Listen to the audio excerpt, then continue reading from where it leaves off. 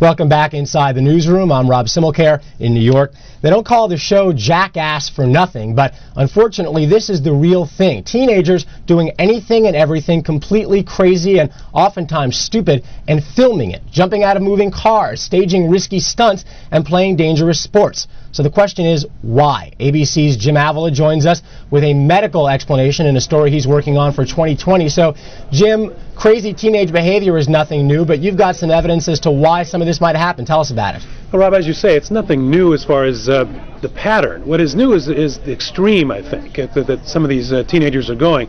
You mentioned the old program Jackass, which was on the TV for a period of time. It does appear as though a lot of kids, teenagers, are imitating what they saw. As you see in these videos, this is very dangerous stuff, and it's happening more and more often, experts believe. And what we're going to talk about tonight is not only show you how dangerous it can be and talk with some parents and families who've had to go through this, but how parents can recognize this behavior early on and perhaps channel it into some more positive things. We're also going to take a look at the latest technology, the latest medical technology and thinking on why teenagers are prone to this kind of activity and why they're susceptible to it.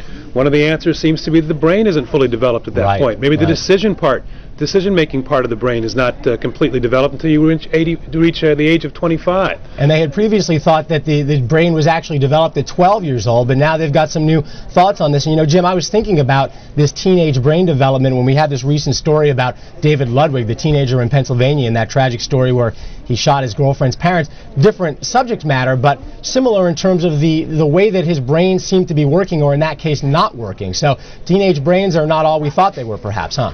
Well, it does seem as though the leading medical information now seems to be that the frontal lobe, the area right behind the forehead, is lacking in teenagers until they reach about age 25, and that's the decision-making area, the area that tells you to buy insurance, that tells you to do all those things that we do as adults, and that may have something to do with it. Also, there's a whole other aspect. It's only part of the story, and that's the fact that there are kids who are born, they believe, scientists believe, as what's called T-types, or thrill seekers. And those are the kids that may develop into doing these type of risky behaviors you're watching on television now.